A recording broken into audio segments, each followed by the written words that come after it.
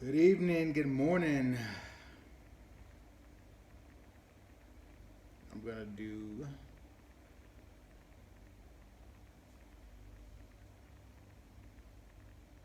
How are you guys? Hello, hello.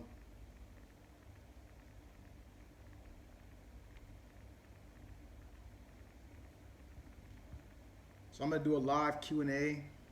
Just answer some questions, whatever you guys have going on. Just want to check in on you, see how the watermelon fast is doing. Wonder Woman, Womanhood. Hello, Mel Naret. Hello. How you guys doing?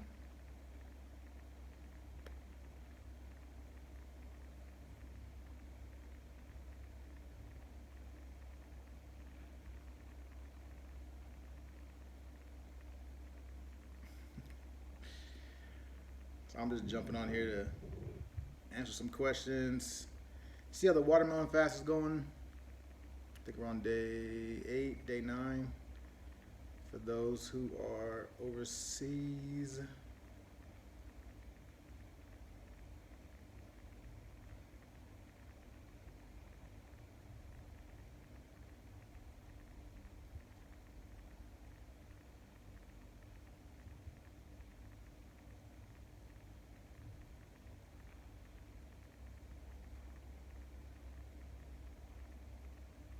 what questions do you guys have? I don't have any real agenda on here today other than just to shoot the breeze with you guys.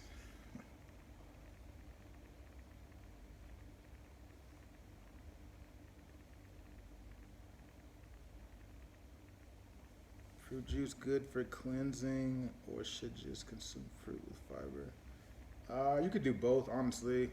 Fruit juice has soluble fiber, so you're still getting fiber within the juice itself. When you eat the actual fruit, the fruit. You get the insoluble fiber, but fiber is just more of a. I mean, there's no nutritional value to fiber. It's just it acts as an intestinal broom, so it just helps clean the colon out. So either way, quick question: is it okay to make fresh juice if you are wanting to get candida out of your system? Uh, yeah, I mean, so you the fruit juice will help, but at the same time, you don't want to feed the candida the foods that they love. So that's a lot of the sugar, a lot of the starch, a lot of the breads. So you really want to eliminate that from your diet, and that'll help to stop feeding them. But the juices will help you um, just with overall cleansing of the body, hydrating the body, um, and nourishing the body. And then I would also take, if you're interested, I would take the parasite pills as well. I mean, parasite herbs, excuse me. So that looks includes black walnut, woodworm, rhubarb, clove, garlic, peau de arch are some really good herbs that are anti-parasitic. But the main thing is you really want to stop feeding the candida, excuse me. But good question. Best juicing options to reduce bloating long term. Um, is the fruits that are making you bloaty? Because if the fruits are making you bloaty, gassy, you kind of want to look at your pancreas. You might not be digesting your fruits properly, which is why you're getting the bloaty, gassy feeling. Um, I would say cabbage, like cabbage, grape, lemon, or cabbage, apple, lemon, is really good for the stomach. You also could have like a lot of sulfur in the body, so that comes from like a lot of the, antibiotics and prescription pills and a lot of stuff in the medical world. That could be residue that's left in the body, and that sulfur could be causing a lot of the gassiness and the upset stomach as well. So it's a couple of different things. Namaste, Malvidica. from India.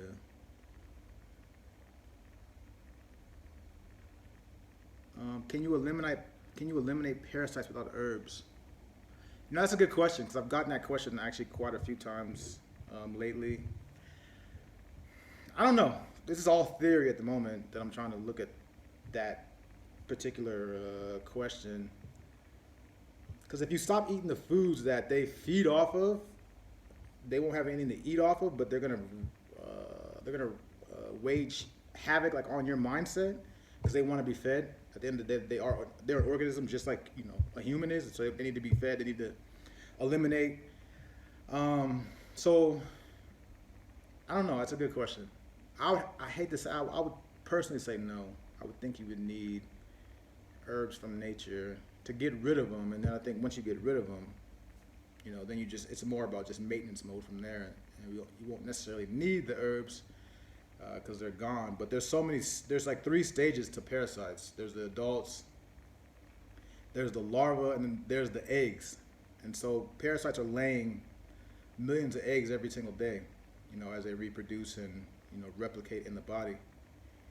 And so, the herbs help kill all those different layers, and that's why it's such a long process. It almost takes 6 months, to 9 months to really go in there and really kind of get those parasites gone and get them out of the way, because you have to deal with so many different levels of the parasites. So this is my personal opinion. I would say no, that you would need the herbs. But if you want to experiment and let me know, I would love to have that data because that's been a common question that I get frequently. But I don't know. Part of me is saying that you need the herbs. Habibi, hello.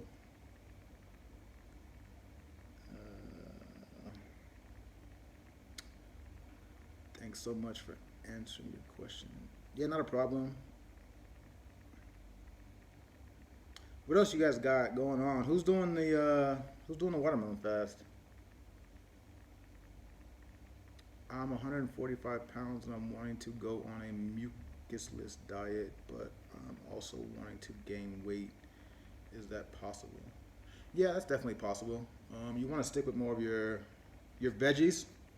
Stick with more of your green juices, because your green juices are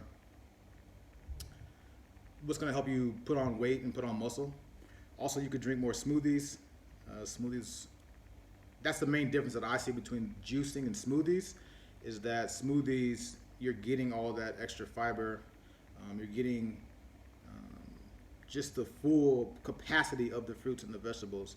So that way, it'll help your body put on that weight. So you could eat things like dates, bananas, a lot of the nut butters. So yeah, it's definitely possible to get on the mucusless diet and still put on weight. There's a really good book out there. It's called Raw Power, and so it's a famous bodybuilder, I think by the name of Thor Basilar, if I'm saying that correctly. He has a really good book about, he's obviously a very large human that lifts a lot of weights, but he's all raw. And so I think that book would really help you kind of guide you into what you need to do in terms of putting weight on. But it's definitely possible. But I recommend that book. It's a really good book. Because when you look at mucusless diet, you look at raw, you look at basically just those two. I mean, they're basically one and the same. Because mucusless is just avoiding all the mucus-forming foods, which is just a lot of the cooked foods, a lot of the bread, a lot of the starches, the dairy, the meats. And I'm not saying that they're bad, but I'm saying that the way that they interact with the human body is not productive to our health. And so it's like, why consume something that just is constantly making us sick, because we're always having the inflammatory responses, the mucosa response, the swelling, the bloating, just the pain that's associated with eating that type of food. So, but it's definitely possible. It's just a matter of reading, kind of finding the right people. But I would recommend that book, Raw Power. Are they worms? M Monty on 02. What do you mean by are they worms? Uh, if you're talking about the parasites, yes, there's all different types of um, worms. You got roundworms, pinworms, hookworms. Um, what else? Flukes. I mean, there's a whole list of parasites. Watermelon. What's wrong with the watermelon? Joel La. Me, Waterfast. Jana. How's the Waterfast going for you? Jana and Malvika. I think we're on day 9 or something. Day 9, day 8. On day 7, Melon, feeling amazing. Just wanted to say I've researched a lot of people. You and Eris are by far the coolest. I love that you're on the ball with everything. I appreciate it, Garfield 937. Eris is a good guy as well. It's a lot of wisdom that man has. I think a lot of times, for people like me or just people in general, I think it's always good to look up to the older people, people who've been here before us. They have a lot that we can learn from if you just listen. I always respect my elders, and especially the older that I'm getting, I'm starting to just be more humble and just take a step back. I think when you're young, you try to think you know everything, and you want to blaze trails. But that has its consequences. There's a lot of things I wish I would have done differently when I was younger, but you live and you learn. I mean, that's the beauty of life.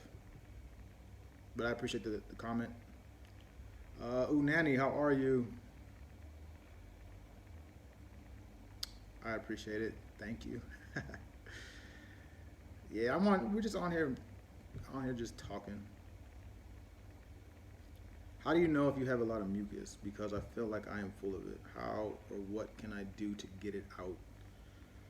So, you're full of mucus if you're constantly spitting up crap, if your sinuses are congested, if you wake up in the morning and you feel congested all in the head. Mucus, what else? Mucus.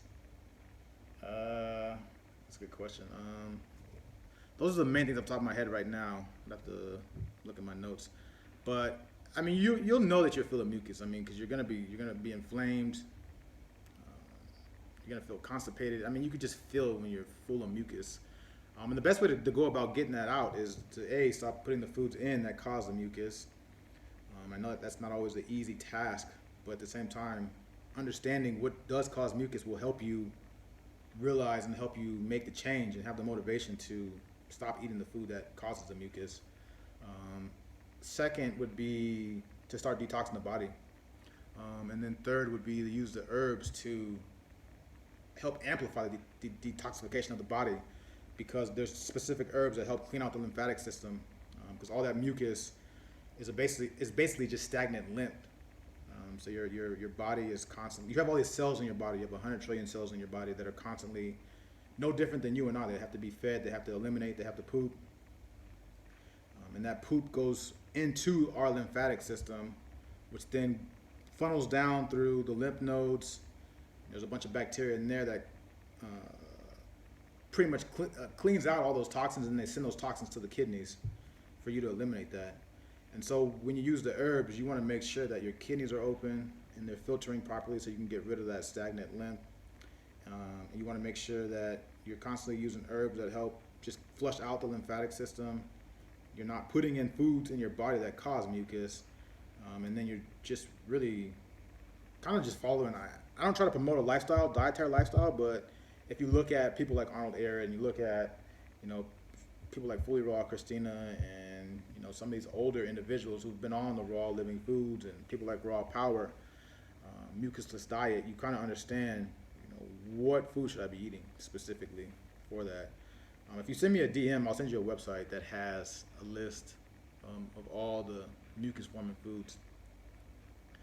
And so a good experiment you could do that I've done in the past before myself to really understand what mucus is and how it's formed, how it's created, is that do like a 2 or 3 day juice fast, maybe 5 days if you can do it. See how you feel.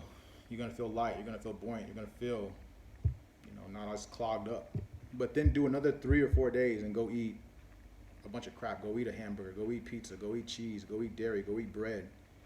Do that for 3 to 5 days straight, and you'll know what mucus is, because you'll start to get all stuffy. You'll start to get all this phlegm in the back of your throat. Those are really the two visible issues or visible ways you can see mucus. It's what's coming out of you. If you wake up in the morning, you have these big spits and everything, then that's mucus. So, hey Jennifer, but yeah, I would definitely recommend if you check out Arnold Ehret's work. It's called the mucusless diet healing system. It'll really change the way you look at food and really what is mucus. And then if you couple that with Dr. Robert Morris, who talks about more of the detoxification, kind of looks at the biochemistry at a very high level, so that way you understand as the individual what do I need to do to make sure that I can really flush my system. But even doing a juice fast will help you clean out that mucus. So that's why I'm kind of like, promoting. That's why I've been promoting this watermelon fast, because I think the watermelon is one of the easier ways to kind of get into juicing, because it tastes good, and especially if you're coming from a standard American diet, or you're coming from not eating the best foods, your palate will at least appreciate watermelon juice versus jumping in and drinking cucumbers or spinach or something that's not, you might not be ready for out the gate.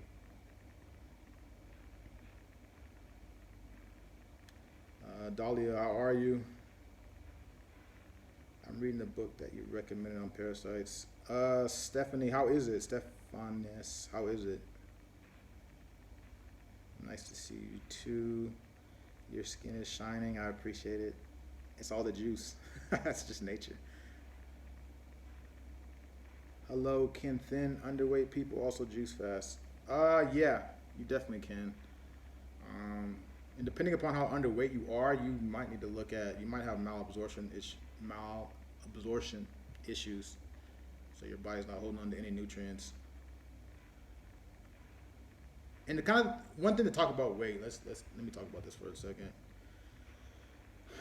I think weight, people get too caught up on the weight component of detoxing, when you really should be focused on healing your body and the issues that persist within your body. So naturally, when you're doing a juice fast or you're going through a detox protocol, you're gonna lose weight. It's just part of the process, because you're calorie deficient.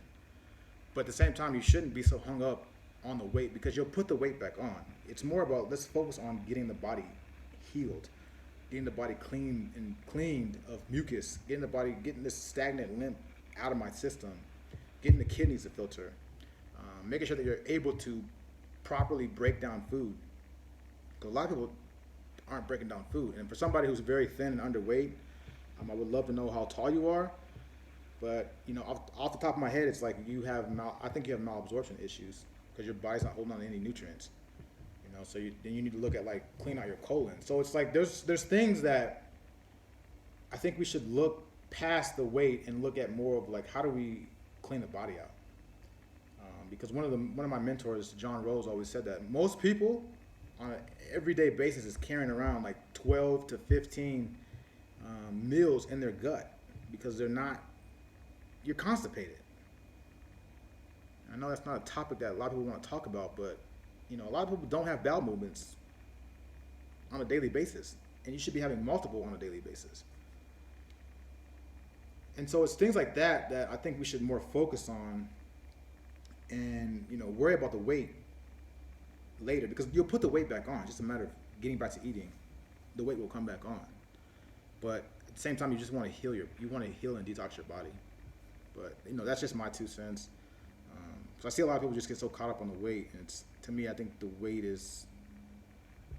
that's a byproduct of detoxification. It's naturally going to happen. So it's don't get caught up on that. How long till you break your juice fast, and what are your health goals once breaking the fast? I don't know, man. I'm kind of contemplating maybe just going the entire year. I know that sounds crazy, but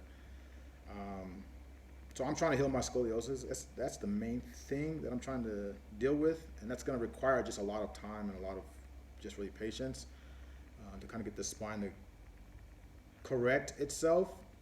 And I'm more of just doing an experiment right now. My mentor said it is possible. He's healed people in the past who had scoliosis.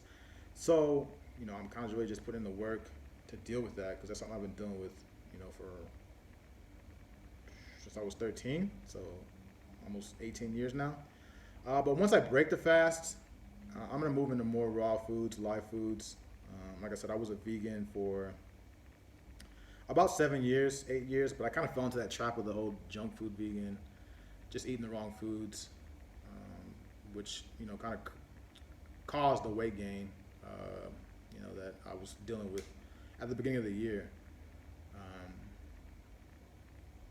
But those are really my goals. And really just to maintain, just keep the body clean, make sure the kidneys are staying filtered. Probably do a parasite cleanse once a year. So really just, it's more maintenance mode once I'm done with this fast.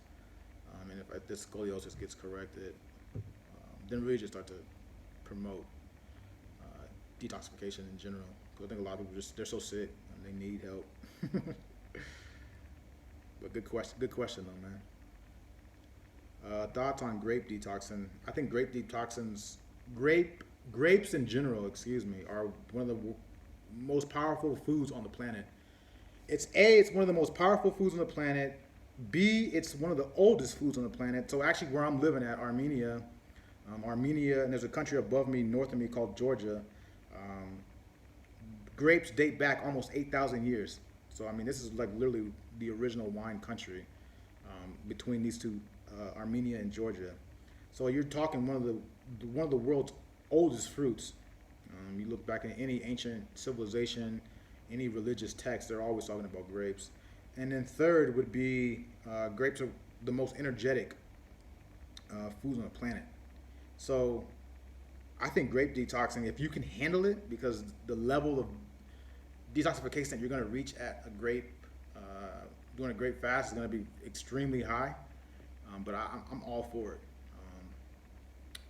So with me, watermelon season ends about September, and then grape season immediately follows that here in Armenia. So I'm going right to grapes. I love grapes myself. And if you've ever drinking grapes and lemon or grape and apple and wait a couple hours, like you'll see, the grapes have a very purging, cleansing effect on the body. They will clean you out quickly. So I'm all for it. I love grapes. I mean, especially the darker, those richer, all those rich flavonoids. They're just very, very beneficial for the body. I would say grapes, watermelons, berries, and then apples are like probably and then citrus fruits. I mean, those are probably the top 5 most powerful fruits that have a cleansing effect on the body. If you just want to cleanse the body. So I'm all for grapes, and you'll see me jump on a grape fast here later on this year. And I think we're actually gonna do maybe a grape fast, like I'm doing a watermelon fast with a bunch of people. So we'll see when the time comes. Hey, have you ever used coconut vinegar? I don't think I have, to be honest. I've only had apple cider vinegar. Yeah, no, I don't have access to it. What do you use it for? Yes, I would like to know thoughts on grape fasting too. Yeah, I just talked about that.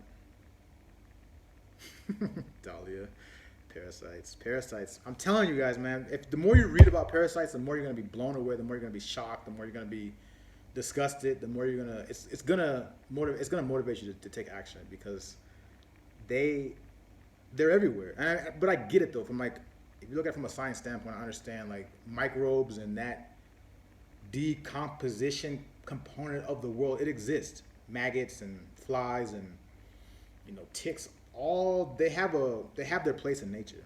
So when an animal dies, or say an animal gets hit by a car, a deer gets hit by a car and it's laying on the road, that body's got to be broken down somehow. And so the flies are the first ones to the scene. They're going to go around it. They're going to start laying eggs. Those eggs are going to become maggots.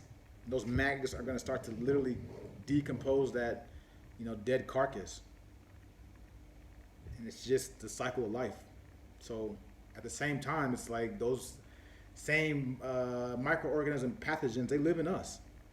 And especially if you have a toxic, acidic terrain, a body, they're going to be rampant. And that's why I think a lot of people struggle with the cravings when they start juice fasting. And that's how I kind of figured out, that parasites really can manipulate, the human behavior and the human mind and the human body. And in the book that I'm reading right now, they just confirm that. A lot of scientists, in the past, they kind of blew off parasites and these microorganisms thinking that they were kind of nothing. But there are a couple scientists, I think one in Hungary, and then one lady out of the U.S. who's writing this book that just kept being persistent. Like, no, I think there's something more to this. And they have come to find out that parasitic manipulation is what they call it. It affects our moods, it affects our behavior, it affects our thinking, it affects even how we express our personality. I mean, depending upon what different types of parasites, exist within you. And then when you look at the animal kingdom, I mean, that's a whole nother realm in terms of like how manipulative they are on other animals and how they use other animals for like their agenda essentially.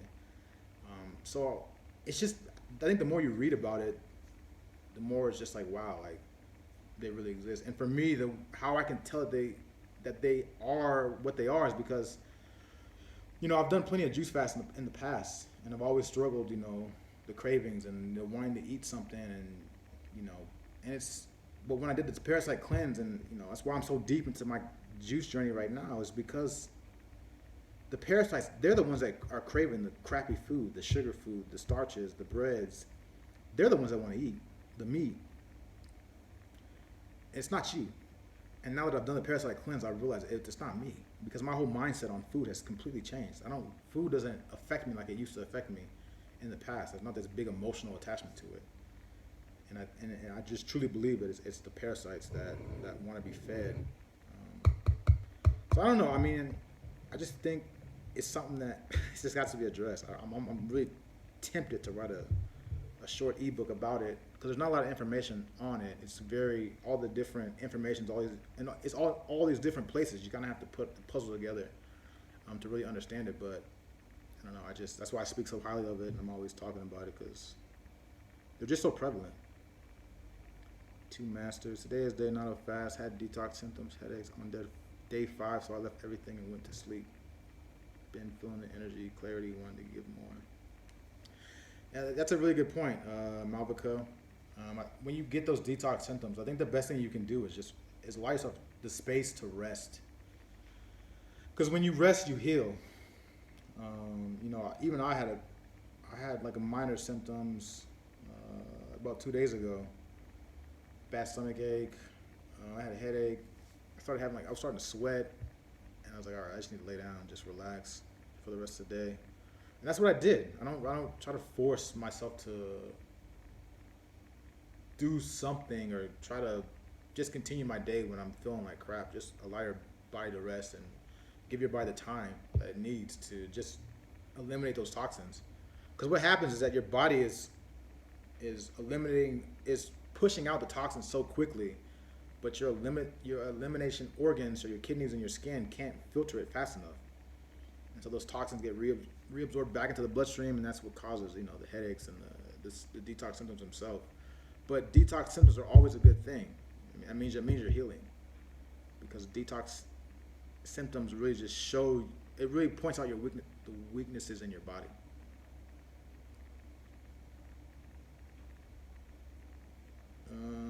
I have ordered. Yeah, it's a great book. It's a really good book. And if you guys want that book, send me an email. And I'll send you a PDF of it. Do you have any tips for dealing with family, friends who are super negative about doing something that makes such logical? Oh man, yeah, I got a lot of experience with that, Garfield. It's tough. I'm not gonna sit here and beat around the bush with that. Now, luckily, where I'm at now, obviously I have my own space. I'm not around those negative people, but In the past, I've been in a under a roof where you have people who just want to bash and tear you down and want to mock you. And I think the biggest thing you can do is really just you really gotta dive into yourself, and you really gotta be grounded in what it is that you want, and don't allow anybody or anything to shake that. I really feel like that's the best answer to that, because you can't control people. You can't change people. You can't control them. I've tried that. I've tried to convince people to, this is, it will help you. I mean, I used to live in a household where, my father he used to mock me religiously about what I'm doing, but, he ended up getting cancer. So it's like, you can't let outside forces shake up like your internal foundation, your internal peace. Um, I think you just really, really, really have to be solid and grounded in what it is that you want to accomplish, and stick to it, and don't allow anybody to, kind of shake that foundation. Now I know I'm different because people, if people don't support what I do, then I kind of just eliminate them in general. I need to be around people who are supportive, who are positive, who are building me up versus tearing me down. Because if you're in that type of environment, it just makes healing so much more difficult, and the stress that it puts on you. Because if you have stress, um, it really harms the body as well. I mean, it harms your adrenal glands, and that produces all this extra hormones and these steroids that the body then has to, deal with. The liver has to deal with, and that becomes a toxic overload. I didn't really understand how negative, how negative stress was until I really understood, how these different organs and these glands work in the body. And so it's really just, I think, staying grounded, staying centered, staying to your truth. Um, I kind of got to think about that, because that's been a question I get a lot, and I'm trying to really have a more solid answer. But I think the best thing is just you got to be connected to your why and stay motivated. Uh, Fancy Nancy, multiple, about how many? What are you talking about? There's a ton of stuff in the colon. Yeah, our colons are, whew, I've said in the past before. Most diseases, or the C word as the medical community wants to label it, um, most of those problems come from two sources: constipation and dehydration. And I think every kind of master and a lot of these older gentlemen and women that you read about, Arnold Ehret, even Johanna Brandit, she wrote The Grape Cure, Dr. Morris, Norman Walker, all these guys talk about the colon, and how if the colon is impacted, if the colon is not functioning properly, then you're going to have issues, because the colon is tied to so many different bodily systems and glands. Like, there's so many different out branches from the GI tract, so it affects so many different areas of the body. And so a lot of times when you have an ailment, you can go. Dr. Norman Walker has this picture where each part of the colon has a section that's connected with two different parts of the body. So this part of the colon is tied to the back. This is tied to the legs and X, Y, and Z. And so when you have that impaction, or you have that constipation in the different parts of the colon, 9 times out of 10 you can go directly to the source of, like, all right, where the issue is. So I think the colon and the kidneys have to be they're the first two systems that have to be dealt with when detoxing. There's a ton of stuff in the colon. Yes, I agree. You go raw or juice faster will come out. Yep. Armenia. Yep, love it. Wow, grapes. So ideally, how long does one need to juice to clean out your colon and or detox your body? So let's think about this, because I think we live in this culture where we want instant gratification, and we think if we drink juice for 2 days, then we're going to be healed. But you have to think about it logically. However old you are, So for me, I'm 31. Um, for probably the first 20 years of my life, I had no concept of nutrition. Whatever I got my hands on, I ate. Fast food, processed food, frozen food, boxed food, meats, dairies, chemicals, whatever it is, I ate what I ate.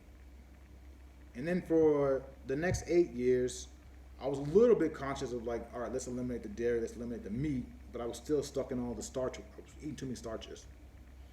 So for 30 years, I was eating foods that were not designed for my body. In 30 years, the body has been dealing with me and my decisions and trying to protect me from all the acids, from all the toxins that I put into my body. And this is why we have inflammation. This is why we have mucosal responses. This is why we have pain and swelling. Because the body is constantly trying to protect you from your decisions. Because the body has to do something with these acids. If your blood pH gets off of 7.4, you will be dead within 3 minutes.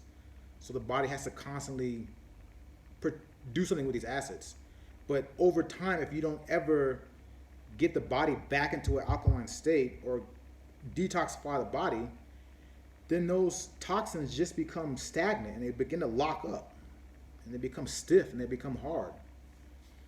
And that's where issues start to manifest. So when you understand that, then like you have to realize that like it's not going to be an easy road to detox, because it's been, for my example, it's been 30 years of building up, of eating the wrong food. So it's going to take time. It could take a year, it could take 2 years, it could take 3 years. It depends upon, how toxic you are at the moment. So it's hard. You can't give a standard answer to that question because there's so many different variables and so many different factors that you have to look at. Somebody who might have a mild, minimal toxicity level, or it might take you 3 months. But somebody who's been, pounding fried foods and pounding sugar and pounding sweets and alcohol, and your body is toxic from head to toe. It's going to take you some time to detox and to regenerate those systems. And so it's hard to answer that question, but I would say the minimum at least a year, 2 years of really hammering on it, and then staying the course once you get done with the detoxing. Because I think a lot of us, I've done in the past, I've done a juice fast for 60 days and then I just go right back to eating the same crap that I was eating before, and you put the weight back on even faster. So it's really about educating, detoxing, and then getting to that maintenance mode for the rest of your time. And I'm not going to say that, it's okay to cheat. It's okay to have, on a holiday, it's okay if you're traveling, it's okay to have that one meal, every so often. There's nothing wrong with that. Nobody's perfect. I don't want to even sit here and preach that I'm perfect. But, having that meal once every while versus having it 3 times a day, we're talking about a whole different ballgame. I love grape fasting. I hope to experience the 30-day juice fast. How and what is the best way to break the fast?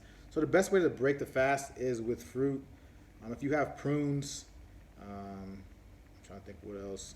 Prunes are the best, but it's something that can stimulate a bowel movement. So mulberries will be good. Grapes will be good. Even an apple would be smooth. Apple not so much. It would be smoothing for the body, but you want to just stick with fruits. Excuse me, and fruits only, no vegetables, because vegetables are the stomach has a hard time processing and breaking down vegetables, just because we don't have the anatomy for vegetables. So fruits are the best way.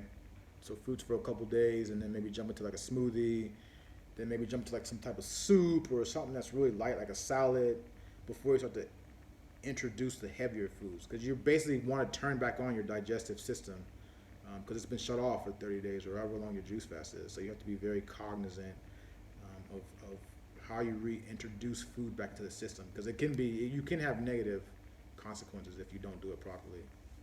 And that's more like, you go and eat meat or dairy right after you do a juice fast. That's not good. It's not good. Trust me. I've talked to people who were doing a juice fast, and then this one lady ate eggs. I'm like, why'd you eat eggs? And she ended up being in the hospital.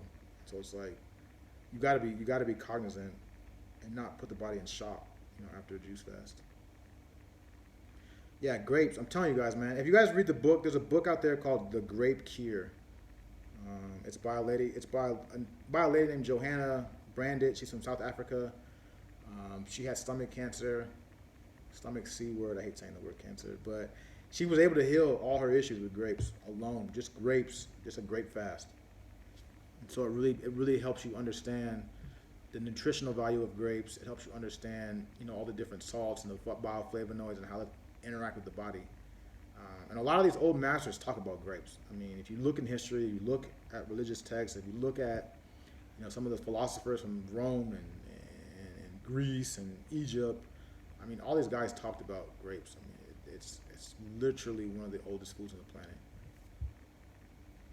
Grape juice can be made with a strainer or a blender. Yeah. Just get the grapes in your system. I'm grape feasting as soon as the season starts. Yeah, me too, Jennifer. Because right as watermelon season ends for me, starts the grape season. Because I can already see the grapes outside, as I'm walking throughout Armenia. You can see the grapes starting to produce and not starting to produce, but they're starting to grow. They're in their gestation phase. Tara, how are you? If you're in here, how's your juice fast going? I know you're doing really good, really good. I'm definitely doing a grape feast as soon as seedless grapes come out. No, we want seeded. We want seeded grapes. But I know in America it's hard to get seeded grapes, so I understand. But yeah, let's do one together. Taking the first step is so nerve-wracking. I'm mentally prepping. No, I want to juice and cleanse. Yeah, so honestly, when you bring up a good point, I think anytime you're making change, especially like kind of a lifestyle change and a dietary change, it comes with anxiety. It comes with a little bit of trepidation, a little bit of fear. But at the same time, like, don't play into that. Just dive in. It truly is not as bad as people make it out to be when you're transitioning, because you're gonna start feeling better. It's not like you're leaving a lifestyle where things are somewhat good and you're going something that you're gonna feel worse. Like, no, you're gonna literally feel what it feels like, what true vitality feels like, what true power, what true energy feels like. And I'm literally just looking at everybody that's on this watermelon fast. I'm getting all this feedback. We're on day 8 and people are, they're thriving right now. It's only been 8 days, and so it's like, I know it's a big change, but at the same time, like, don't feed into the mind. The mind can be an excellent master, but an even worse servant. So, and I know everybody's different. Everybody has different, psychic and how they look at things. But somebody like me, I just jump head in. Especially if I understand it, I'm gonna jump head in first, and we'll kind of learn as we go. But yeah, don't feed into your mind. It truly is not as bad as you think. And you always have people, like me or people in the community that have been through it, so you can always reach out to people in terms of starting that process. But you're moving towards health. You're moving towards vitality, feeling a lot better. I heard seedless grapes are not good for you. Is that true? I heard the same about watermelon. So in my book, I wrote about seedless versus seeded fruits. They're not necessarily bad for you, but they're not necessarily beneficial either. I mean, you're not getting the most out of the fruit that you would if it was seeded, because when it's seeded, it's coming directly from nature. It's coming underneath, the intelligence of Mother Nature, and there's a whole process that has to happen for the seed to get created, and that's a natural process. So you have pollination. So when you see all the different bees that are going around to these different, that's why bees are so important to this, society. They're going around, they're pollinating and moving all this little, I think it's called serum, from each plant to plant, and that allows the fertilization process to begin. And when that fertilization process begins, that's when you have the male and the female come together to make the zygote, which is the essence of the seed. And then as that seed develops over time, it begins to develop the tissue. And depending upon what type of tissue it creates, will determine what type of fruit it becomes. So if it has a very soft and fleshy tissue, then it's going to be more your grapes, your apples, your peaches. If it has a very hard, tissue, that's going to be more your nuts, so your walnuts. And then if it has a very dry tissue, that's going to be more like your starches, like your corn and your grains. And so that's seeded. So that's how Mother Nature creates, and it's been doing that for 320 million years since the Devonian period. If you go back in the geology and kind of look at that, it's been going on for eons. But all of a sudden, humans want to get involved, like we do with everything, because we think we're above everything. And in 1902 is when they started this whole new science of botany called I can't even remember the name. Starts with a P. Farms. I can't remember.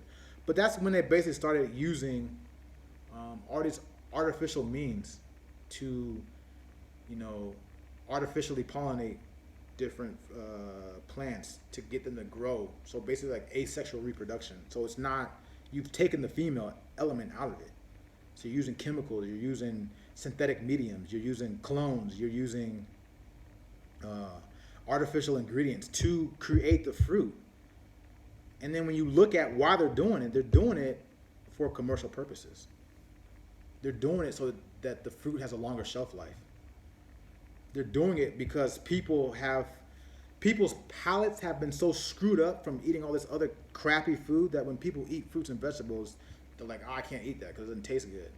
So they've altered the fruits and make it sweeter so that way you'll eat it. And so it's like and I'm not anti-capital, business is business, but you have to understand what the objective is. And that's, to me, what I've researched, the main objective to seedless fruits is that, you can produce more, you can produce out of season, and it has a longer shelf life, and you can mimic the texture and the taste of it, so that way, people will essentially buy it. And so it's not harmful to you, but you're not getting the full nutritional value of the fruit that you would if it was seeded. But like I said, and I've said it in my book as well, if all you have access to is seedless fruits, then that's what it is. That's what you have to juice that. When I was back in the U.S., I didn't have seeded watermelon. I didn't have seeded grapes. So I had to juice that, and you taste the difference. I can 100% taste the difference. But seedless fruit is better than no fruit. So that's kind of my take on it. Yes, the microbiome is. Yes, it is. It's a whole other world. You have 100 trillion with a T cells that live in that environment. And they all got to be coordinated. They all got to eat. They all got to eliminate. I mean, it's a whole nother world that we haven't even tapped into as a human race. Dahlia says, listen to your body always. 100%. 100%. You know your body more than anybody else on this planet, because you got to deal with it every day. So if your body's telling you something, listen. Don't even listen to me. I've said that even before in previous videos. I'm just speaking my truth. I always tell people, you got to do what's best for you. If I like fruits and you don't, okay, then don't eat fruits. You know what I mean? But understand what's causing you not to like fruits, because there's issues when you're not enjoying the foods that is designed for your species. Dr. Sadghihi has a podcast about gut bacteria and microbiome and how it influences cravings and even depression. Send me a DM, Matt Pock, with that doctor. I'll definitely check him out. Sit with yourself and be happy. Yeah, totally. I think having that alone time and having that reflective time and being comfortable with yourself. I think a lot of people are really scared to be by themselves. That sounds stupid, but I think it's a lot. There's a lot a validity to that statement. You know, I think people are scared of silence. People are scared to be by themselves. So that's why they're always doing something to avoid having to sit with themselves. They're always having to be around other people. I need to have some background noise on. I have to have, you know, I got to be doing something, staying busy. You know, the staying busy, that's an actual problem. You know, because you're scared to be by yourself. You're scared to just sit and just be present. That's where the energy is. You really want to you want to talk about God, and you want to talk about the universe and the universal power. It's all about being in the present moment. Yes, the proof to family friends with it. Yeah, that's a good point that Jennifer makes. Earlier, somebody asked, "How do you deal with a negative environment?" I think the best thing you can do is just be the example. Stay true to what it is you want to do and be the example. Because when people see what you're doing, then they'll believe you, and that's how you go about change. It's about influencing, not trying to preach to somebody. Just be the change. People they'll recognize you. Trust me. I've seen it. Even I've seen it all the time because people they begin to be they think about what they're doing when you're around them, and you're not even saying anything to them.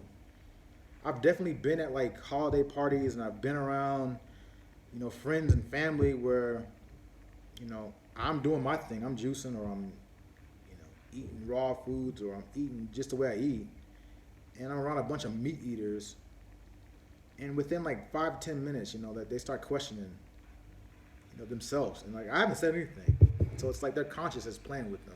Because people, we know what is not good for us. We know it, but we just don't choose to do anything about it. You know, I think the ones who wake up and let their consciousness and listen to themselves, you'll begin to realize, I don't need to be eating this food. Because your body's talking to you. And I go back to what Dahlia just said, listen to your body. And I think that's the biggest issue. One of the bigger issues is that all this processed food and chemical food has detached the mind and body connection that we used to have as a child. And so instead of eating a bunch of dairy and all of a sudden I got all this mucus and all this sinus congestion, oh, let me go to the doctor. Where in the past we used to say, all right, principle of cause and effect. I just ate all this damn cheese. No wonder I'm all stopped up. So let me stop eating the cheese for one day and see how I feel. And that's what it means by listening to the body and having that mind-body connection. Because I know instantaneously, and if you've been around me, you know what I'm talking about. If I put something in my body and within 10, 15 minutes, if I don't feel right, then I know what I just ate is not what I should be eating. If I get swollen, if I get inflamed, if I start, you know, having hot flashes, it's like, because your body is responding to this food that is not meant for the system.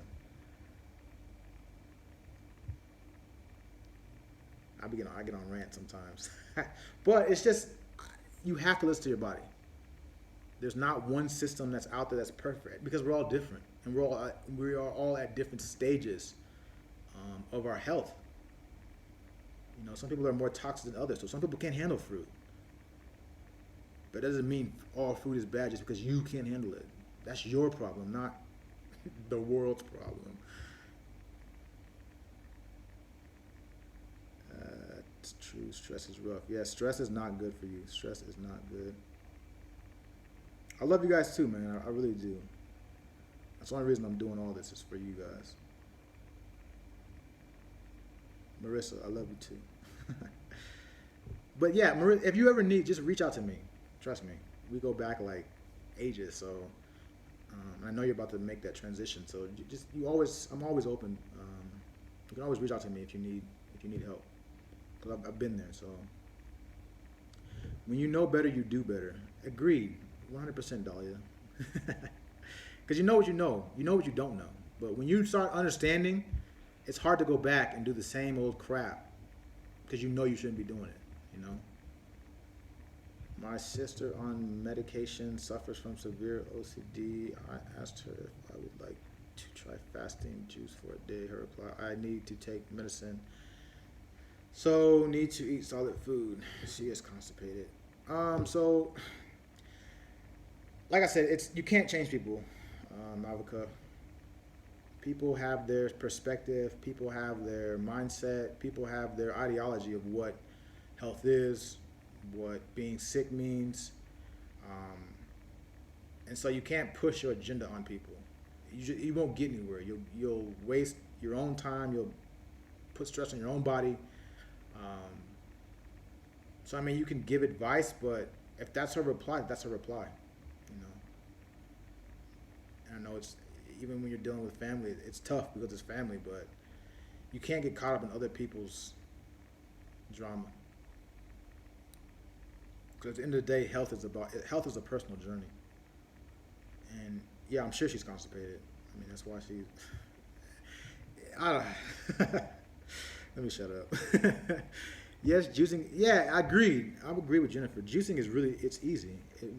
You guys, juicing is not that difficult. It really is not that difficult. That's why like people think I'm so far. Like I'm eating. I'm not eating, but I'm drinking all this juice. It's not. If I was water fasting, that'd be a whole different story. What else? Should we eat grapes? I just answered that. Concord seated. What's a good fruit juice in the morning? I have green juice every morning. Should I change to fruit or can I have one in the morning?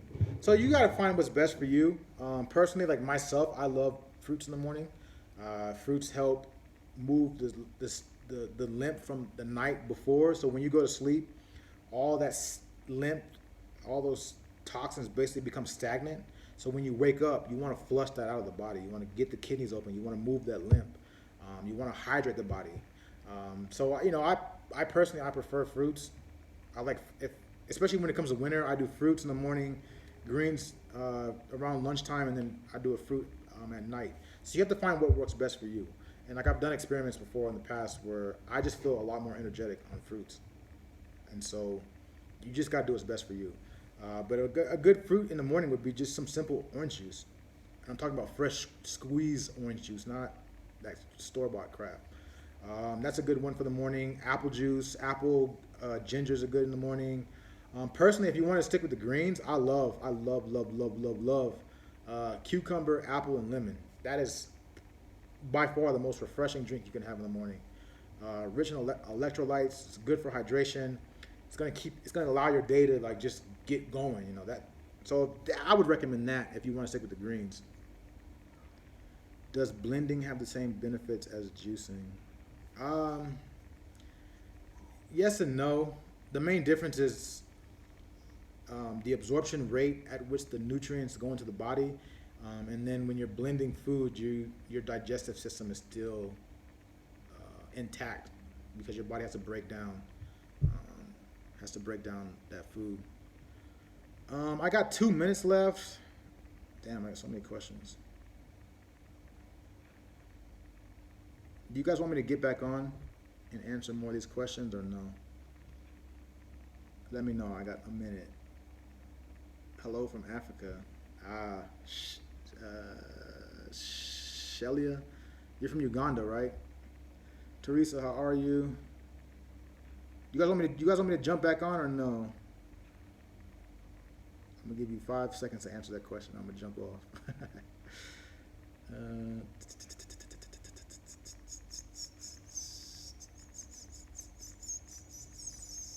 I just got here.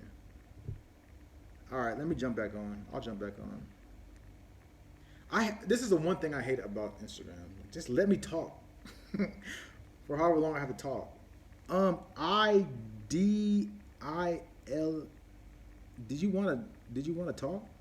I got a request to be live with you. You wanna talk? We can talk. All right, let me jump back on here. Let me give me 45 more seconds and I'll jump back on.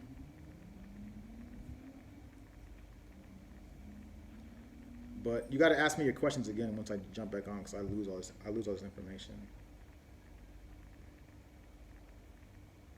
Let me try to see. Do you have bowel movements? Yeah. Do you feel good instantly when you start juicing? All right, so I'm gonna. Do you feel good instantly when you started juicing, or did it take a number of days? I'm gonna answer that question when I jump back on. That's a good question. All right, give me like 5 seconds. I'll be right back.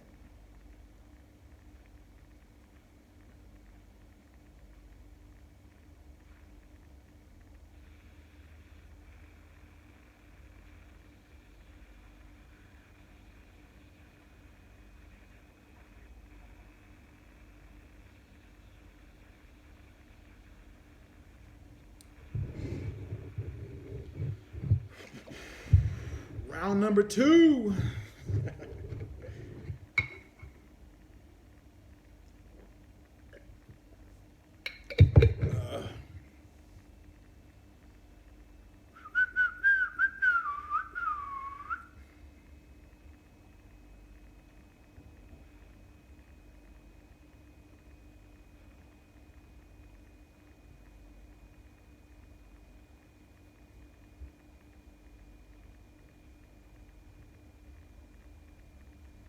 Welcome back. Welcome back.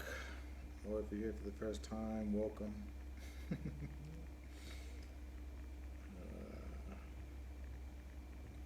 Where is everybody from? So I'm trying to find the best time to start lives. If you guys don't mind answering where you're from, please.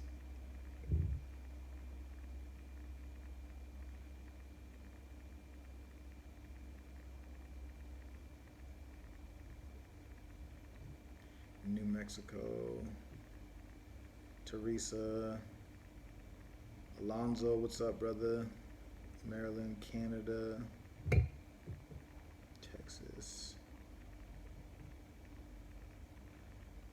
Toaster Crust, what's up, Maryland? I got a bunch of family in Maryland.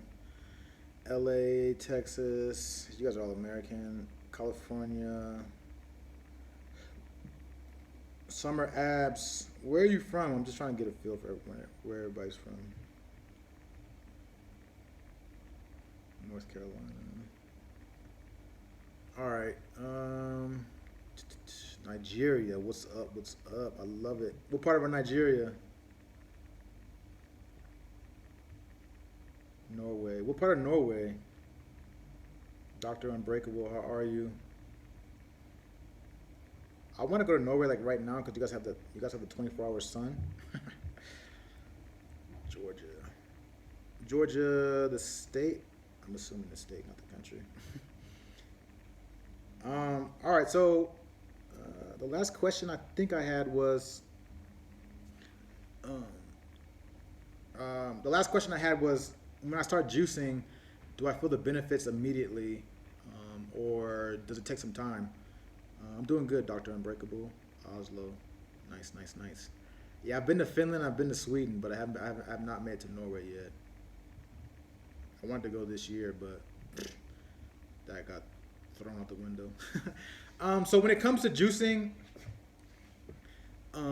most times you're not going to have the immediate benefit, because you're going to go through the detox symptoms, unless you're 100% clean, 100% healthy, which nobody is. You're going to experience detox symptoms, and so you got to get on the other side of those detox symptoms to start really feeling better. So it's kind of like it's like a roller coaster. The first couple of days of juice fasting, you're gonna feel great. You're gonna feel high. You're gonna feel elated. You're gonna feel joyful. But once those detox symptoms come in, the headaches, the body aches, the fatigue, the diarrhea, maybe the vomiting, it depends upon how toxic you are. That's when you're gonna start to like go downhill, and you're gonna start questioning, why the hell am I doing this? But once you get on the other side of those detox symptoms, you're gonna feel like you've never felt before. So it's not necessarily an immediate thing, because we have to clean up. You have to pay for our sins. The laws of the principle of cause and effect. I think that's one thing you should always remember. If you ate this way for so many years, well, there's a lot of buildup in the body that needs to be addressed.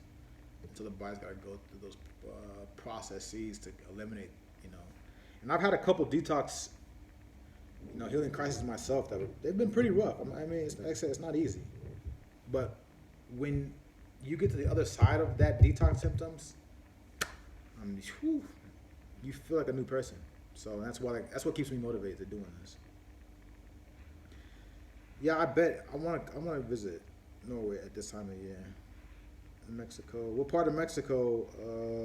Mars Diaz. I'm surprised. Does transitioning matter? So I think transitioning, it depends upon your psychic and who you are as an individual. Some people need to be kind of handheld, and some people kind of want to, tiptoe and dabble into it. And there's other people like me that I dive head in first. When I found out about juicing, I just dove in the deep end and started swimming. That's how I operate. Because if I believe something to be true, or I believe something that this sounds right to me, then I'm just gonna dive in. So it's really you gotta know who you are as a person. But here's the but.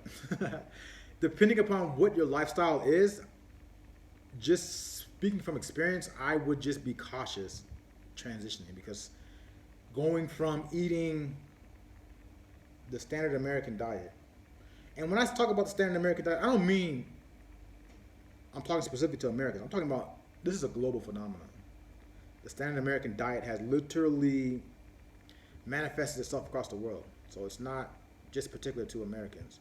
But when you stop eating that food and you go into detoxing and the juicing and the eating raw foods, you're going to have a blowback. And that blowback can be pretty serious. So you just have to be mentally prepared for that. And some people can handle it, but some people can't handle it. So it's a matter of where your mind's at and where you are as an individual. And a lot of people that I know, they've kind of just they dove in head first. I think it's just kind of your spirit and who you are as an individual. But like me, when I stopped eating meat, it was like a next day decision for me. It was like I'm not eating meat anymore. It was boom that. Same with juicing. I watched a documentary on a plane ride home. I came home. Within the next 2 days, I bought a juicer off of Amazon. It was there in 2 days, and boom, I was juicing. And so it's just a matter of understanding who you are as a person and how you operate. Will help you determine how you should transition. But that's a good question. And again, it just goes back to what I'm always saying, that like there's no standard answer for a lot of this. You have to listen to your body and do what's right for you, not what's right for anybody else, because it's your body, it's your pain, it's your issues, it's your toxic levels, it's your health, it's your nutrition. Health is a personal journey. It's a spiritual journey. For those who are awakened or who have the ears to listen, there's a lot that can be learned. What is your juicing fasting schedule? I don't really have too much of a schedule, but for me, I wake up. I'm up early. I'm up like around 4 o'clock, 5 o'clock. I kind of do my morning ritual, workout, kind of get things situated. If I jump on here, I'll talk to you guys. But before my day gets started, from like a work perspective, I always juice. I always make anywhere from 2 to 4 liters of juice, just so I can have that ready for the day, because preparation is key. And when I do that, I'm always listening to a podcast, or I'm listening to an audiobook or something, just to keep the mind occupied, because juicing is very monotonous. It can get very boring. And then from there, I'm constantly just drinking that throughout the rest of the day. And then normally, if I need something more, then I'll juice typically in the evening, like around 5 or 6, or even late in the night. I mean, last night I juiced at like like midnight, just because I was up late from work, and then I was just thirsty at that time. So you really just got to do what's best for you. Work around your schedule. Understand, what times you get thirsty. Because I know if I don't drink in the morning, I'm gonna be like, not cranky, but like I'm gonna be like, I need to drink by like noon o'clock. Like by like noon or 1 o'clock, like I'm gonna need juice in my body. So I understand, who I am as an individual. So I always, make sure that I'm prepared in the morning. So I always just juice in the morning. What are detox symptoms? Do you take chia and flex seeds while juicing? So detox symptoms can be anything from flu and cold like symptoms. So congested, you could have a cough, body aches, headaches, fatigue. It could get as bad as vomiting. You could have severe diarrhea.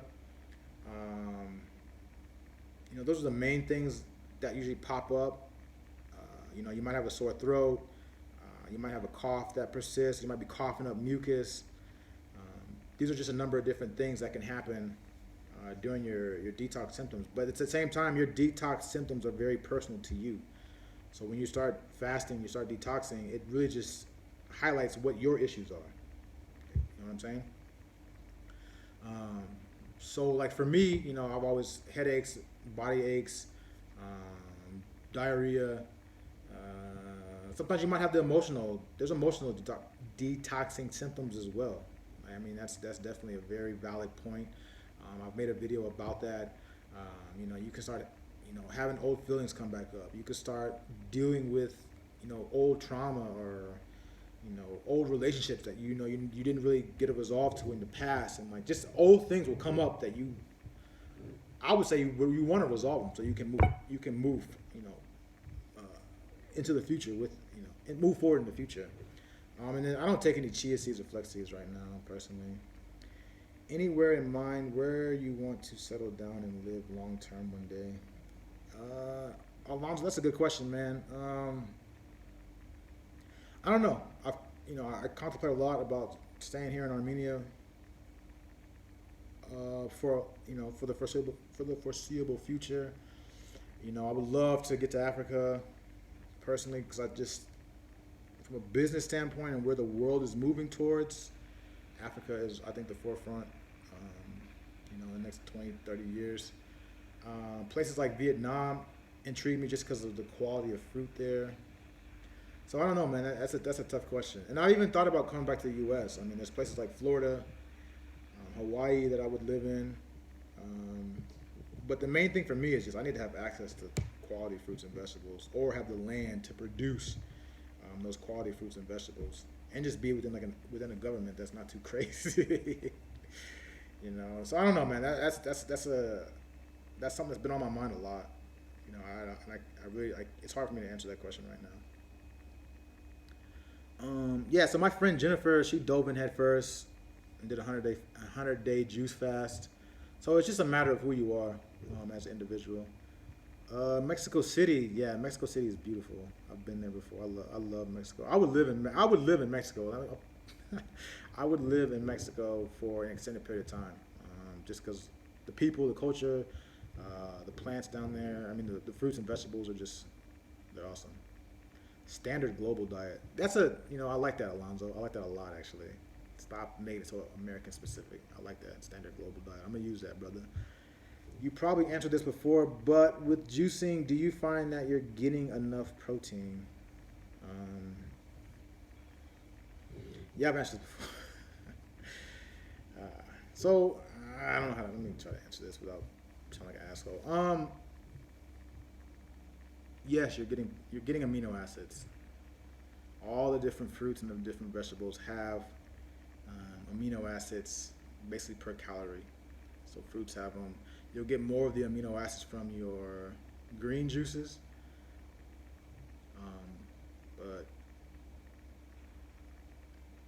yeah, you get enough amino acids. And you can take supplements as well. So moringa is really good to provide your body with all essential 22 amino acids.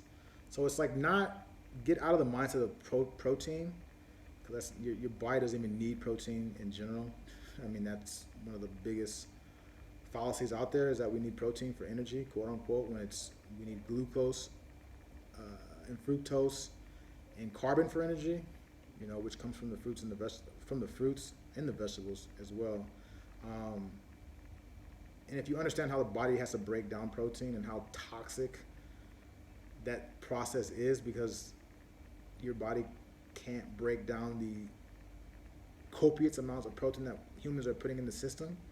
And this is why we have so many issues, because if you look at the urea cycle, the body has to take that protein, break it down to amino acids, break that down to ammonia,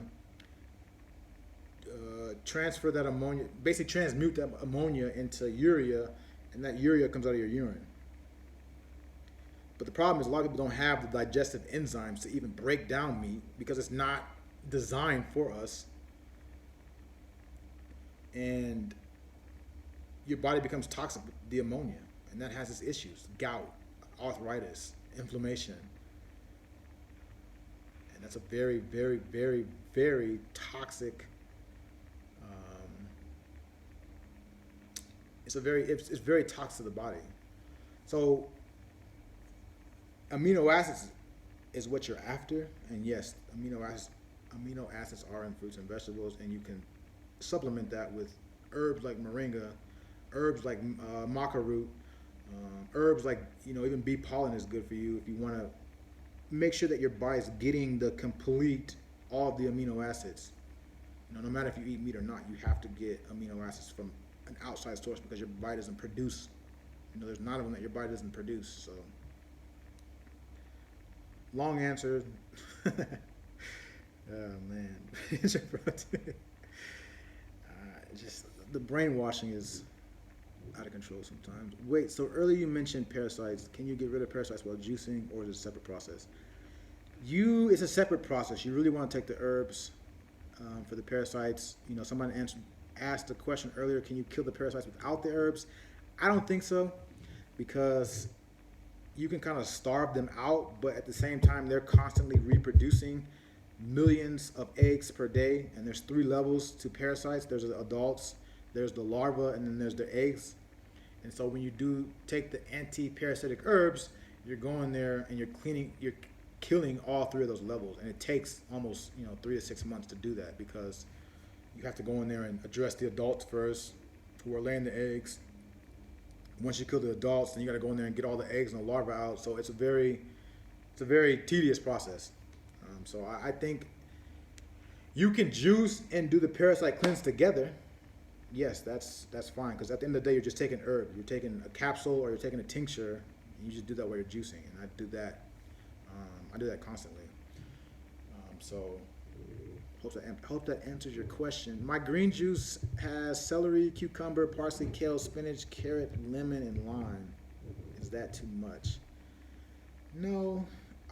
The carrot doesn't make sense in there, but other than that, that's fine. I would get rid of the carrot personally, but that's just me. Great idea to occupy the mind. I will use day 5 is coming. Didn't fail day 4. Good job, Durace. I know who you are.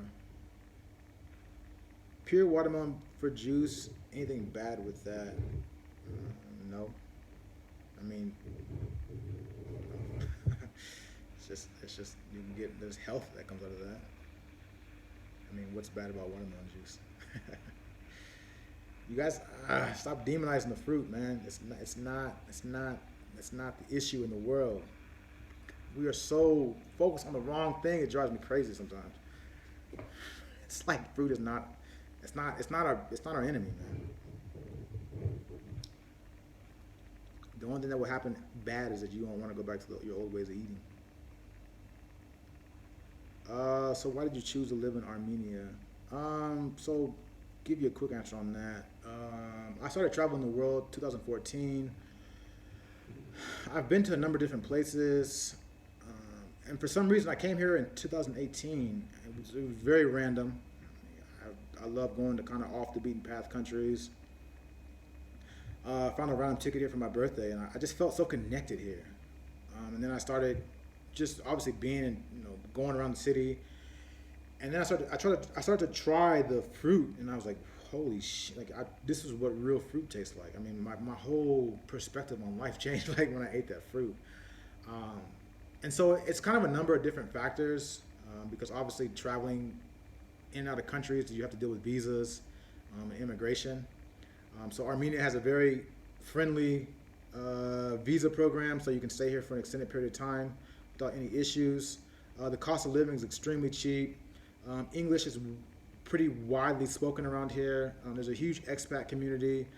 It's very scenic. It's very beautiful. A lot of nature, a lot of hiking, things that really, speak to my spirit. And then the fruits and vegetables. That really is the main reason why I moved here, was just the quality of the fruits and the vegetables. Seeded watermelons, seeded grapes, seeded oranges. It's an agricultural society. So I think Armenia's GDP is like 17% agriculture. We're in America, it's like barely 0.1%.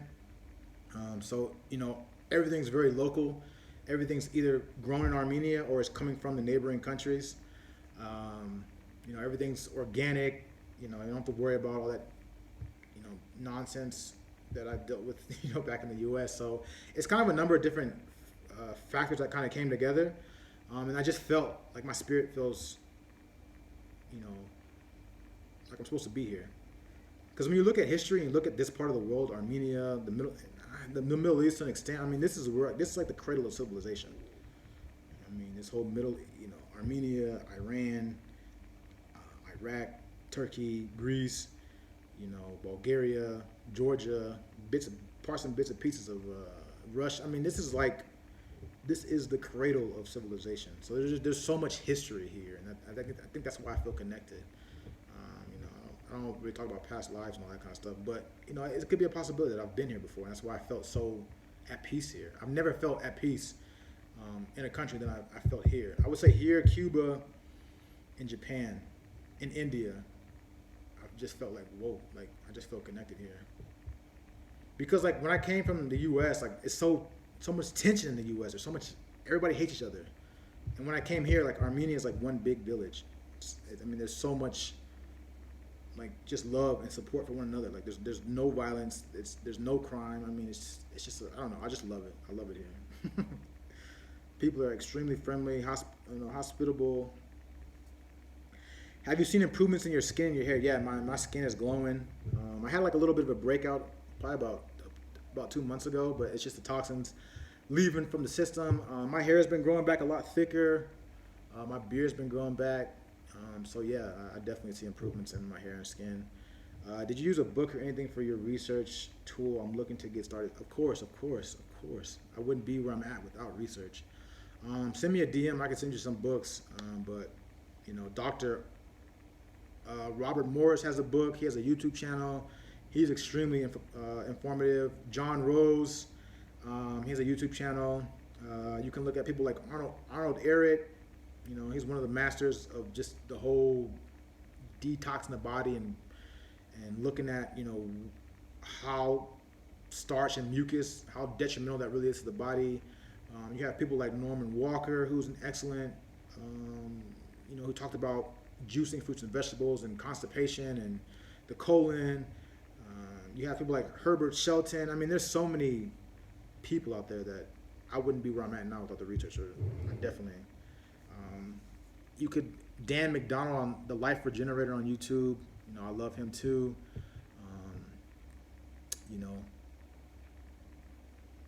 So there's plenty of it. So sad my phone acted up and I had to get out and lost all the questions. Yeah, I lost all the questions too. Saw your post that fructose doesn't spike insulin. No, it does not spike insulin. Fructose does not spike insulin. And people, you have to understand that there's different types of sugar. So you have fructose, you have glucose. These are good sugars. Then you have dextrose, sucrose, lactose. I think there's galactose, which that comes from dairy, starches, vegetables. That stuff produces those sugars have an insulin spike, and the body has to do a lot more work to break down those complex carbohydrates into simple carbohydrates so the body can use them.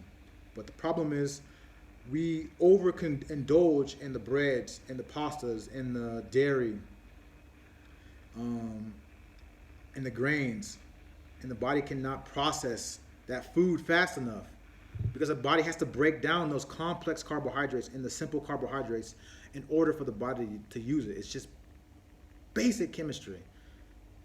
And when the body can't break down those carbohydrates fast enough, it has to store that excess as glycogen. And that's where the fat comes in. That's how people blow up. And that's how you get big and fat. So it's like, if somebody goes on a juice fast for 30 days, you're going to lose weight. If you did 30 days of just eating bread for 30 days, your health's going to be you're going to be in hell from a health standpoint. And that will it should make sense in your mind that, okay, these are different types of sugar.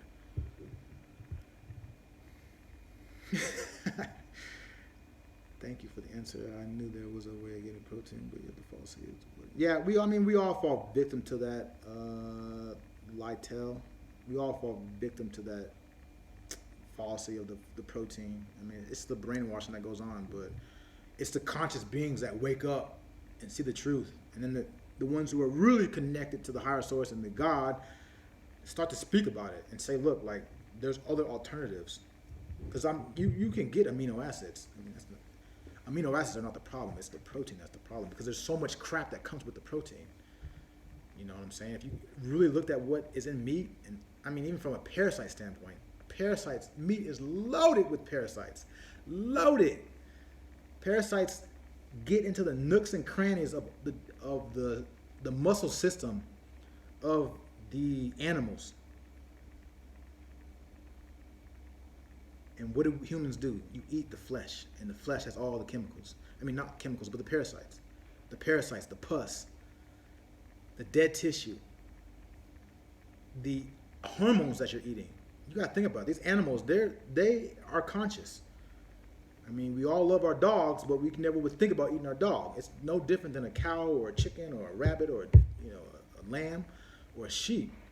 So when those animals get killed, all that adrenaline and that nephrephrine, I believe it's called, it all gets pumped into the blood right when they get killed. And so then when you, as the human, go and eat that meat, you're eating all those hormones, and you wonder why people are so violent. You wonder why there's so much chaos in the world. Because that is such a low vibrational food. But again, I'm not telling you what to eat. I'm just giving you the information, and you can make a decision for yourself. Where can you get herbs? So if you want to buy herbs like that are already kind of not manufactured, but kind of put together, like the Dr. Morris has a ton of herbs. You can go to his website and get them. You can go to Our Botanicals. He sells his herbs there. But if you want to make your own herbal remedies, then you can go to places like RockyMountainHerbs.com. They sell a lot of bulk herbs. And then maybe go to your different health food stores. I'm not sure where you live. But if you're in the U.S., I would try something like Natural Grocers. Or try to find like a herbologist in your area, because they're gonna have the best resources to herby herbs. Is it hard to find fruits that aren't controlled by? I think it's borderline. I think it's impossible, honestly. I really do. Monsanto they've morphed into so many different companies. They're now called Bayer, so they're kind of playing this camouflage game of who they are, but they control the seeds, and so I think it's impossible to navigate that, because the countries that don't abide and don't take their seeds are the ones we go to war with. I'm from Iraq. Oh, really? Unforgettable 603. What part of Iraq are you from? I was supposed to go there last year, and I regret not going. I regret not taking that trip. I really do. Really do. Check out Juicing Recipes. So if you guys really want, somebody asked about books or how to find resources and information about these different gurus. My buddy, he's in the live right now, Alonzo. He has an account called Vivo.collective. Let me try to write that down. I'm going to pin it. His page is full of short snippets of all the different masters and all these different healers. Dr. Morris, Dan McDonald, John Rose. And that will help you start to understand who these people are, and then you can dive deeper from there. Let me pin his account up here real quick. I really enjoy his content. And I think it's beneficial for people who are kind of getting into this space and trying to figure out,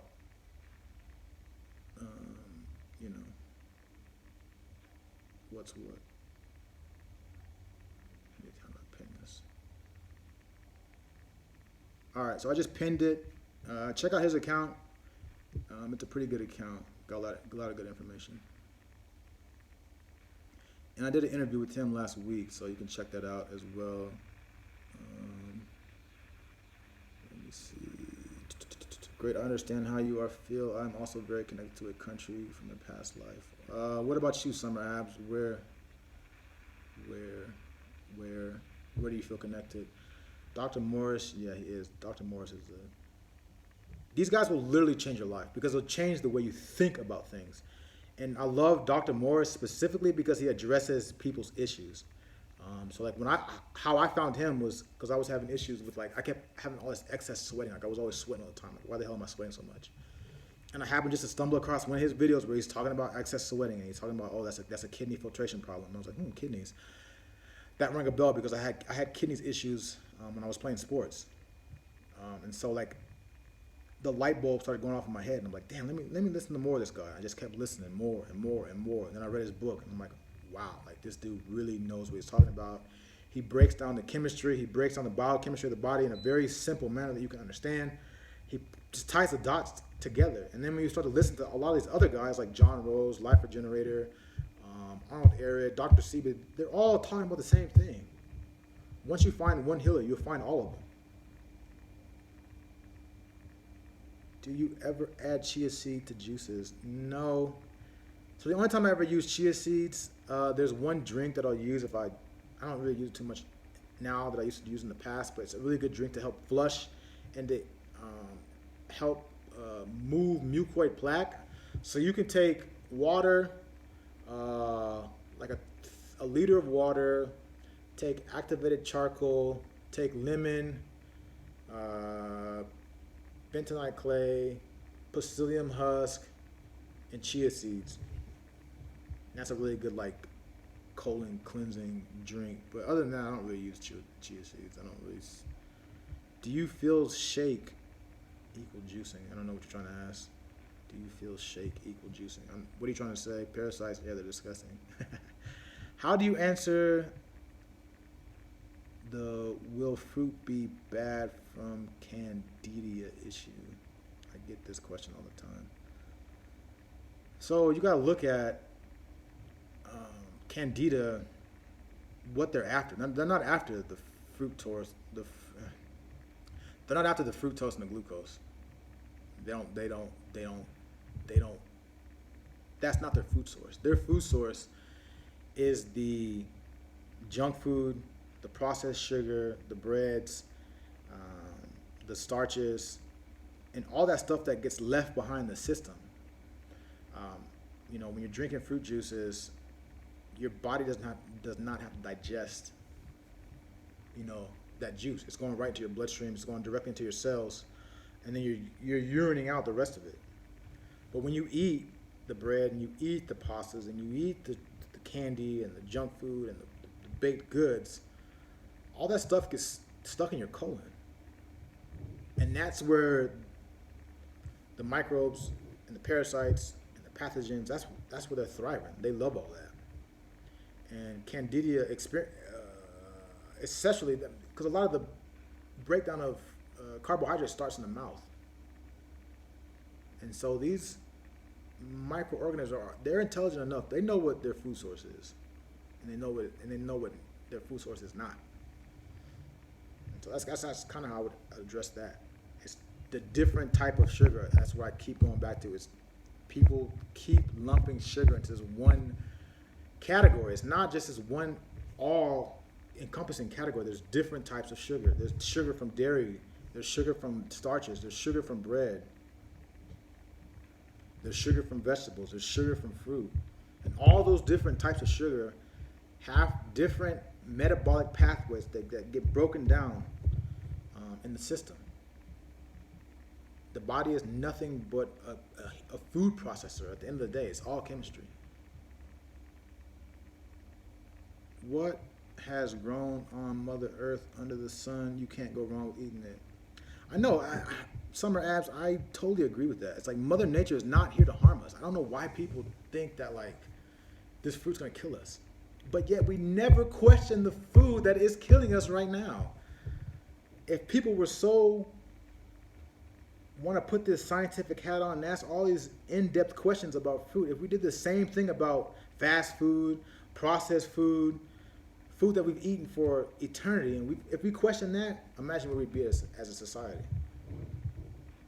Like I wish people would analyze fast food and processed food and even cooked food as much as they do fruit. We'd have a much healthier society.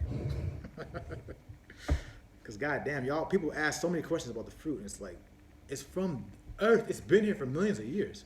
Why would it harm us? Yes, there are certain plants in the animal, in the vegetable kingdom that will harm us, but Mother Nature did not design this fruit to kill us. And look, I mean, just look at the religious text. Within the first chapter of many of these books, they talk about fruit is your source. Seeded fruit is your source of nutrition. I don't know. The most understand what you're saying about eating animals is so true. Yeah, once you, the most. Oh, well, I think once you start to learn out, once you start to learn, because like I said, I went 20 years eating meat. Because I didn't know. I didn't have a clue. But I knew how I felt when I ate meat. I was always sick. I always had gastrointestinal issues. I always had brain fog. I was always tired. But then, I watched a documentary, and things started to make sense. Light bulbs started to go off. And then the more research you do, the more you understand what it actually is that you're eating and how meat interacts with the body, then it becomes almost a no-brainer. You can't go back to your old ways. Baghdad, awesome. Wow. I think you're the second. I met another lady from Iraq last year. She was super cool. I had a really good conversation with her. That's awesome. How is it out there right now? I think I was gonna go to Ibril up north. If I'm saying that correct. What do you think of John Rose? I love John Rose. I think when you start listening to all these different gurus and all these different healers, they all, in an essence, are saying the same thing. Now, I think some people just align with different people, and there's nothing wrong with that. You know what I mean? Like, I like John Rose. I like what he has to say. Solid Food Vacation. He's very informative. He dives a lot into the psychology of things and how humans think and what causes a lot of the human behavior. So I really, really enjoy him from that component. But I really love Dr. Morris. Because Dr. Morris is a little bit more.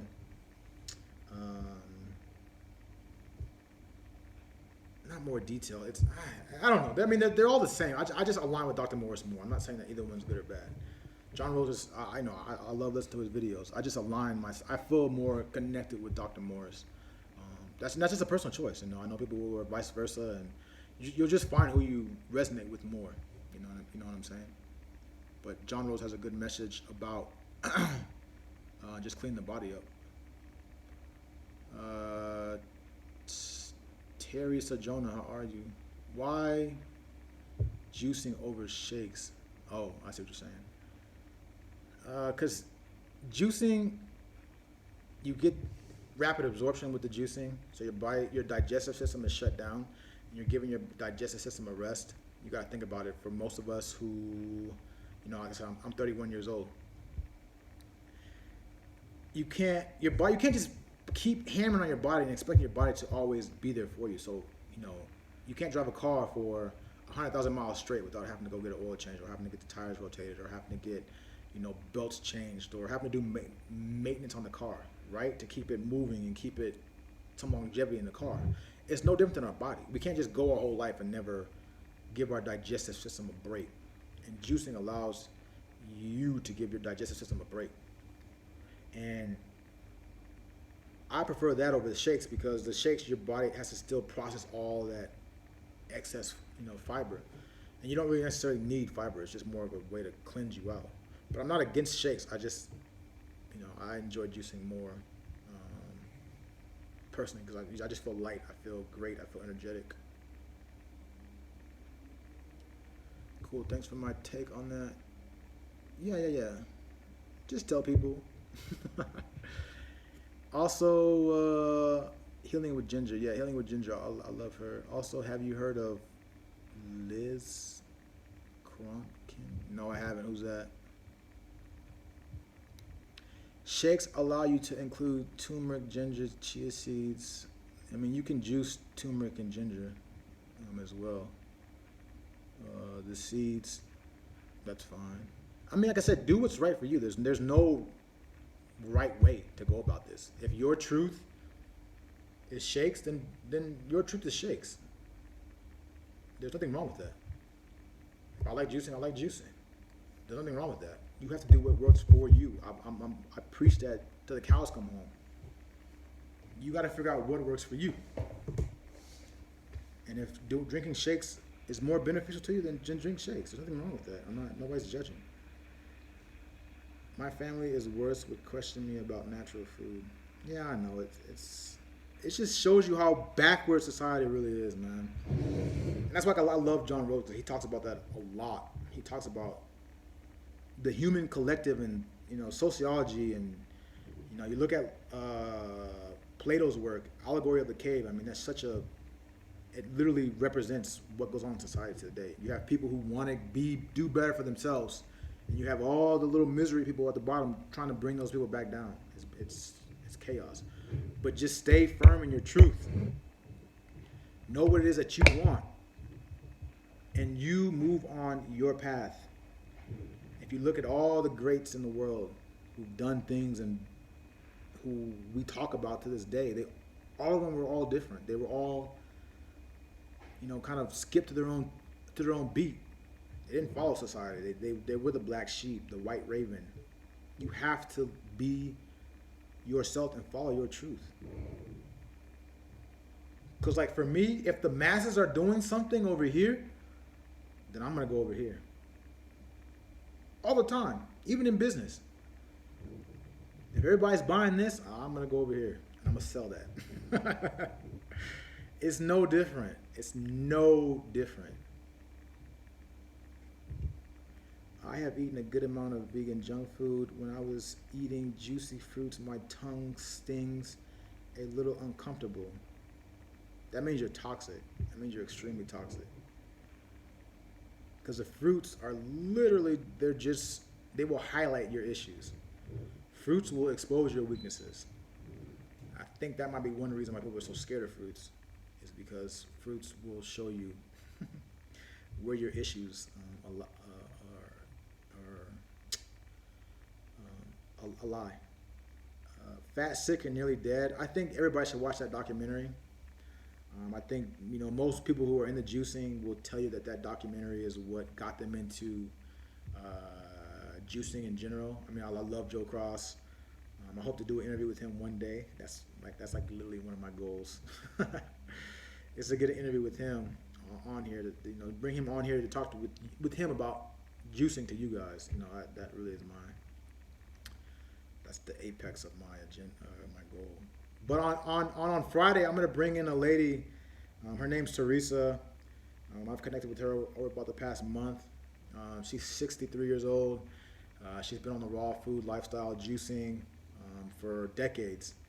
And to see someone look like that at age 63, it just validates my research. It validates that this is the food we should be eating.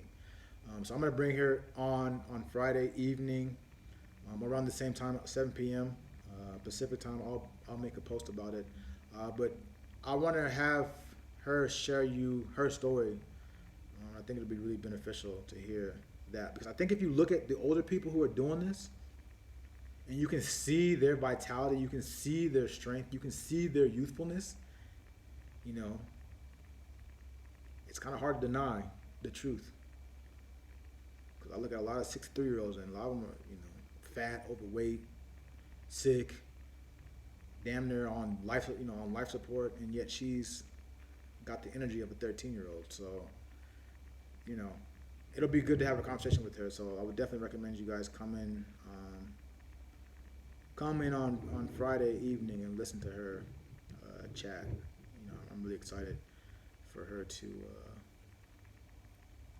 talk. My birthday's in May. Have you ever heard about Dr. Brooke Goldner, who healed from lupus? No, I haven't. I'll check it out though, because lupus is all tied to edema. That's a water issue, water retention issue, and that's just one of the buffering systems of the body. The body has 3 buffering systems that it uses to protect you from the acids that you're eating, and then water retention is one of them. The calcium buffering system is the other.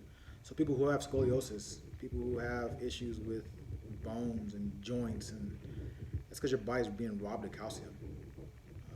Because the body needs the calcium to protect and keep the blood in an alkaline state.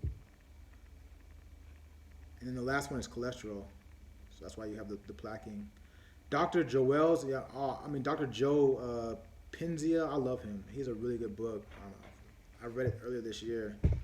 I really love his work. He's a good gentleman.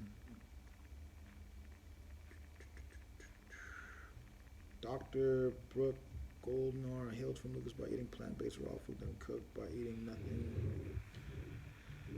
I'll look into her, Dr. Brooke. I love to find more people who I can use as references. So I'll definitely look into that.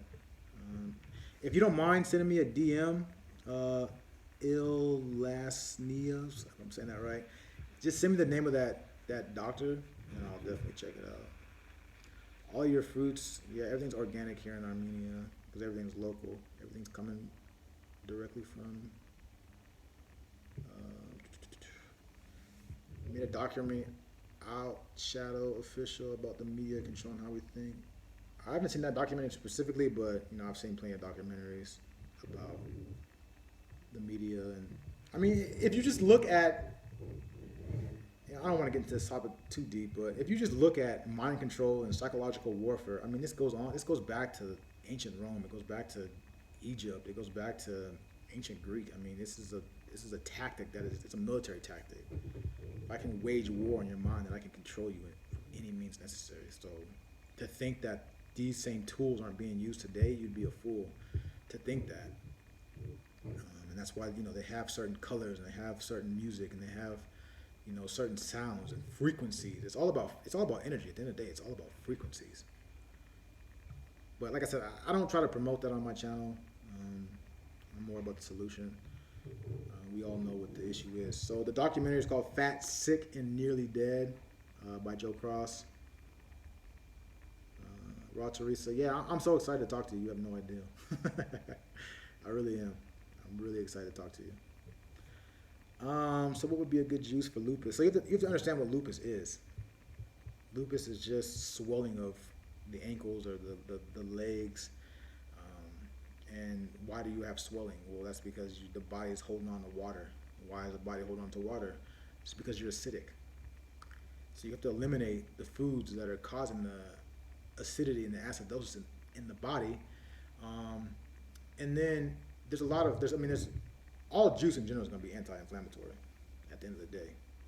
So it could be green juices, it could be watermelon juices. I mean, right now, watermelon. I mean, that's why we're doing the watermelon fast. It's one of the most powerful fruits on the planet. I've done a water fast in the past. I've done about 2 or 3 water fasts. They're difficult, I'm not gonna lie. I've done 10 days about 2 or 3 times and a couple 3-day fasts. They're not easy. They're more potent and more powerful than the juice fast. I think they have their time and place. But the thing about water fast is, what's your water source? And that's one of the main reasons why I don't do water fast now, is because I don't trust none of this water. I don't trust any of this water. So you're better off getting your hydration from fruits and vegetables than from water, because there's more nutrients, there's more minerals, there's more biophotons, there's more energy in this juice than there is in that water. Top 4 documentaries that I've watched in regards to health or in general. That's a broad question. Thoughts on cold pressed juicers like the brand Pure. So I have a cold pressed juicer. I have a Super Angel. That juicer would be kind of in that category with the Pure. Those are a little bit more expensive, but they're more top of the line. You have twin gear, slow pressed, minimal oxidation, higher yields, better quality built juicers. The problem with a lot of these cheaper juicers is that the components of the juicer itself are just cheap plastic. Um, and so like I've been juicing for 3 years, and the past 3 years I've broken five juicers. So I always kept buying, the $100 juicer, the $200 juicer, and I finally just got sick of it, and I just invested in a more of one of these higher quality juicers, and I have no regrets. I've had that for a year. I've had her for a year now, and I beat on her. I beat on it every day. Excuse me, I didn't even say that. I beat on that juicer every day. I juice every day, no matter if I'm on a fast or not. I'm always juicing, and that juicer is a tank. She stands the test of time. So, on specifically the brand Pier, I watched it. I don't really understand the benefit that I'm seeing out of Pier. It seems like a lot more work than necessary, but I don't know what I don't know what the juicer really entails. So that's just my that's just my that's just my take. Goodbyelupus.com. All right, I just gotta make sure. I gotta remember. Just send me a DM because I'll forget if I don't if I don't remember that name. Dr. Brooke Goldnar. When am I going back to solid foods? Probably the end of the year. Health documentaries. Uh, Fat, Sick, and Nearly Dead. Forks Over Knives. Game Changers is a good one. What the Health is another good one. There's a Jewish animal rights activist. I cannot think of his name. Save my life right now. Damn. But he has a speech. It's about an hour and a half long. He spoke at a college university, and that's what completely changed my. He changed my whole perspective on meat. I was like, whoa. Um, what juices have I broken in the past? I've broke the Omega. I've broken a Breville. I've broken the cheap Aicot, Aicok. I broke that twice. And then another centrifugal juicer, which is BS, it was crap. So that's why I would invest. Nama juicer, Super Angel, the Green Star Elite, Curvings has some good juicers. Omega has good juicers, but they just don't last that long. After about a year of really pounding on my Omega, I started to have issues with it. It would take forever. It would take forever to make a juice because it would always get backed up. What about the brand Good Natured Juices? I need to do batches of juices. I'm not too familiar with that juicer. So it sounds like you're trying to sell juice, is what I'm hearing. Earthlings, Fed Up. I haven't seen those, but I'm sure they're all good. I'm glad you didn't say my juicer. What's your juicer, man? I have the Super Angel juicer. I love it. What's your juicer? Matiano. You guys, the handle, like, it's so hard to read your names from these Instagram handles. I got the green. Yeah, the Green Star Elite, man. Yeah, that's a good juicer. That's a very excellent juicer. I recommend that juicer a lot. How does that juicer handle fruits though? That's the one question I have about that juicer. How does it handle fruits?